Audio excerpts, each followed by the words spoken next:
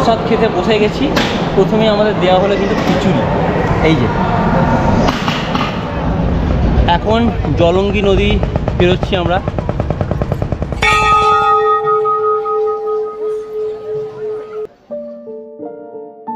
কি এমন আছে এই মায়াপুর ইস্কন মন্দিরে? কেন এত বিদেশিরা এখানে আসে? কলকাতা থেকে মাত্র 130 কিলোমিটার দূরে জলঙ্গি নদীর ধারে এক আধ্যাত্মিক নগরী হলো এই মায়াপুর।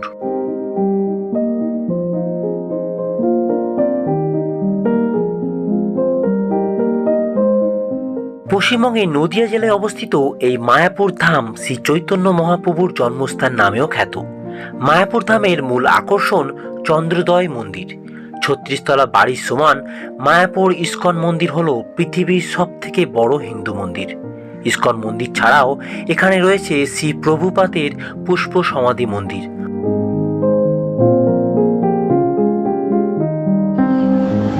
হরে কৃষ্ণ। এখন আছি মায়াপুরে, আর সামনেই আসছে জন্মাষ্টমী। আর এই জন্মাষ্টমীতে আপনারা যদি একদিনের মধ্যে মায়াপুর ঘুরে দেখতে চান, কিভাবে দেখবেন, কিভাবে আসবেন, কোথায় থাকবেন, কি খাবেন এবং কি কি ঘুরে দেখবেন একদিনের মধ্যে, সেই নিয়েই থাকছে কিন্তু আজকে এই ব্লগ। ভিডিওটা সঙ্গে থাকবেন, ভিডিও দেখতে থাকবেন। শিয়ালদা স্টেশন থেকে ট্রেন ধরে প্রথমেই আমরা চলে যাব কৃষ্ণনগর। শিয়ালদা স্টেশন থেকে প্রতিদিন প্রচুর ট্রেন রয়েছে কৃষ্ণনগর।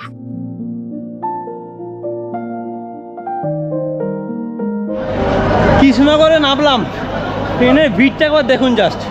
দিয়ে বাপরে বাপ, কি ভিড়, কি ভিড়। কৃষ্ণনগর স্টেশনে নেবে স্টেশনের বাইরে থেকে একটি অটো নিয়ে নেব।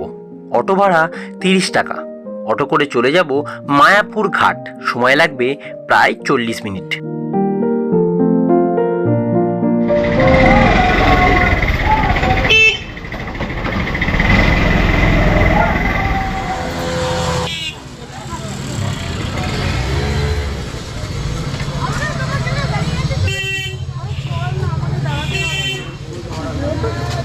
লঞ্চ ঘাটে পৌঁছে 3 টাকা দিয়ে টিকিট কেটে জলঙ্গি নদী পেরিয়ে আমরা সোজা পৌঁছে যাব মায়াপুর।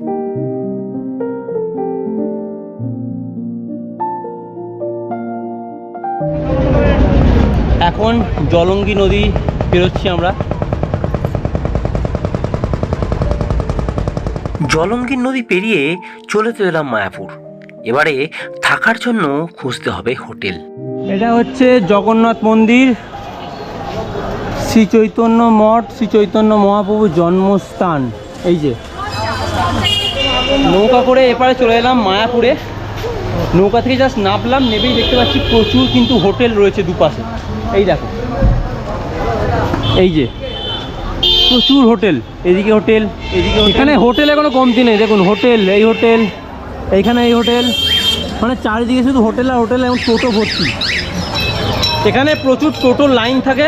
এখান থেকে আপনারা 10 টাকা দিয়ে টোটো ভাড়া করে মন্দিরের কাছে যেতে পারেন, বা চাইলে আপনারা হেঁটেও যেতে পারেন। এখান থেকে বেশিক্ষণ লাগে না।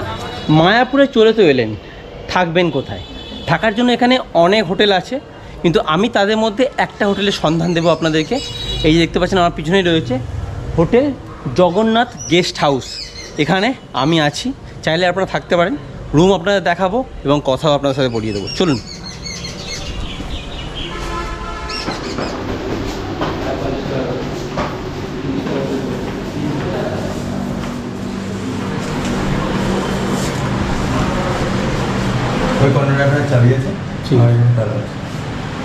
জাস্ট রুমটা একবার দেখুন।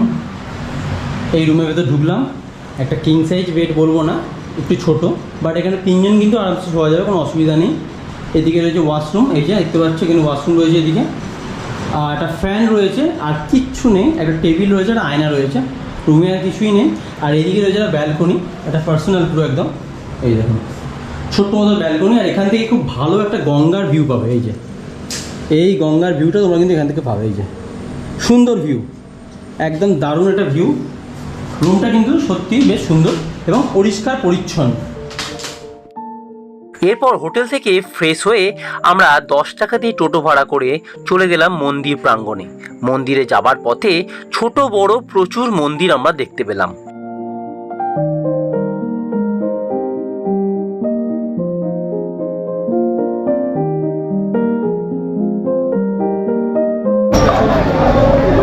আমি এখন দাঁড়িয়ে রয়েছি 1 নম্বর গেটে, এইদিকে রয়েছে 4 নম্বর গেট। আমি 1 নম্বর গেট দিয়ে কিন্তু ভেতরে ঢুকবো। চলো ভেতরে যাই, তারপর তোমার সাথে কথা বলছি।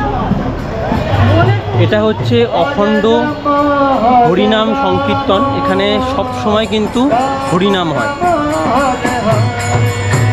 1 নম্বর গেট দিয়ে আপনারা ঢুকেই কিন্তু এইটা দেখতে পাবেন।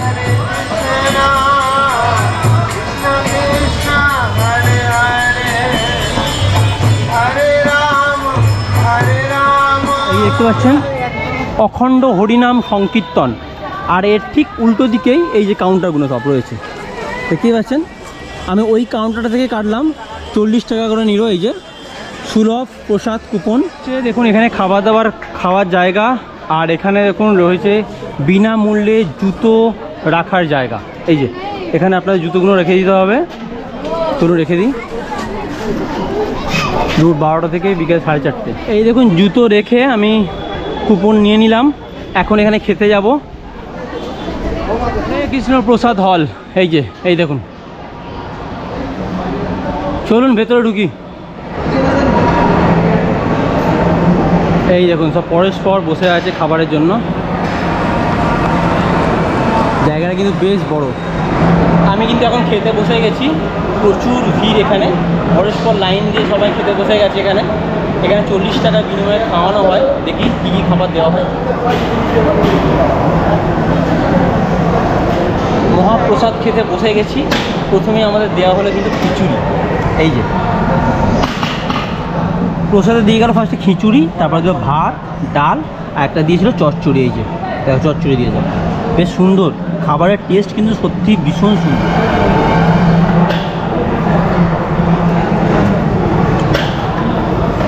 অমৃত অমৃত, সত্যি বলতে অমৃত।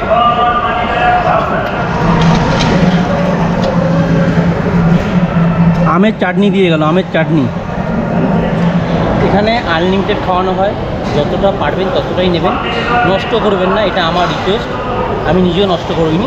এই দেখুন পাতা পুরো পরিষ্কার, তো যতটা পেটে ধরবে ততটাই নেবেন, নষ্ট করবেন না।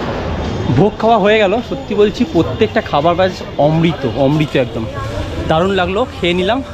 এবার আমরা এটি হচ্ছে শ্রী প্রভুপাদ পুষ্প সমাধি মন্দির। মন্দিরটি ঘুরে দেখতে পারেন। ভিতরে ক্যামেরা ফোন অ্যালাউ নেই, সেই জন্য ভেতরটা আপনাদের দেখাতে পারলাম না। মায়াপুর এলে অবশ্যই এটা ঘুরে দেখবেন, স্বর্গের থেকে কম কিছু নয়।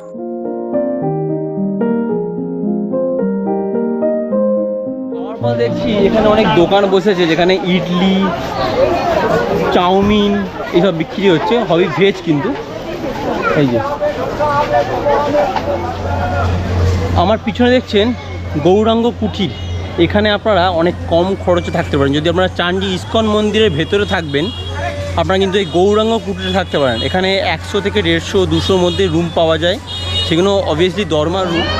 ফ্রিতে পাওয়া যায় পুরো প্রসাদ, ফ্রিতে 4 বার যান যান যান যান যান যান। হরে কৃষ্ণ। অন্নদান কমপ্লেক্স। আমি এখন আছি অন্নদান কমপ্লেক্সে।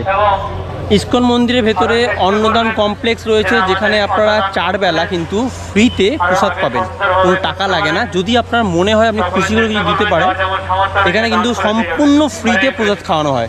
চলুন ভেতরে যাব, গিয়ে প্রসাদ খাবো এবং আপনাদের দেখাবো কী কী দেয়।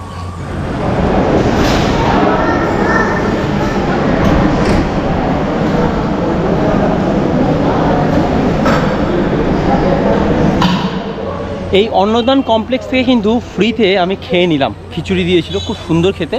খাওয়া হয়ে গেছে। চলুন এবার ঘুরে আসি একটু গোশালার দিক থেকে।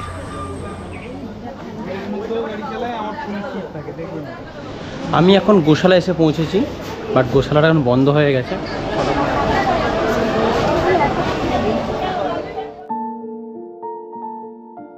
সন্ধে গড়িয়ে রাত বাড়ল।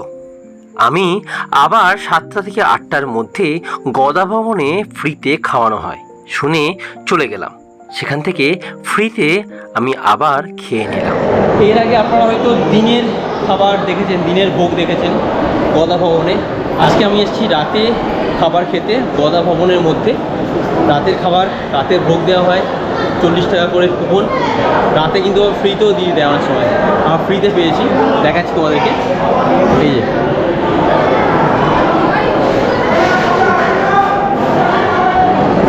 ভবনের সিস্টেমটা একটু অন্যরকম, এখানে খাবার নিয়ে তারপর তোমাদের খেতে বসতে হবে।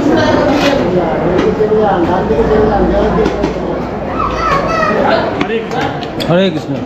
আসুন আসুন দাদাই আসুন।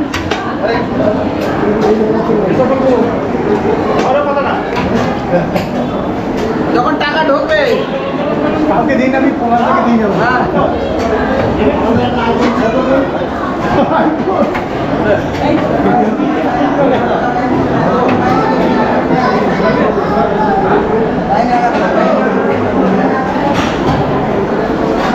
গদা ভবনে রাতের খাবার খেতে বসে গেছি। রাতের খাবারে কী কী দেওয়া হয় তোমাদেরকে দেখিয়ে দিই একটুখানি। এই দেখো ভাত, সঙ্গে দিয়েছি ডাল, এটা ফুলকপি সরি তোমার পটল আলুর তরকারি, এটা হচ্ছে চানা মশলা, সঙ্গে একটা রুটি আর একটা মিষ্টি। এই হচ্ছে রাতের খাবার। বেশ ভালোই লাগছে, কিন্তু অনেক বড়, বেশ ভর্তি করে দিয়েছে। এটা কিন্তু আনলিমিটেড, তোমরা খেতে পারো, কোনো অসুবিধা নেই। সঙ্গে আছে জল। দেখো পরস্পর সবাই কিন্তু খেতে বসে গেছে। এই যে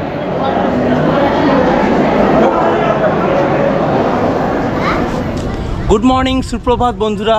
এখন আছি মায়াপুরে।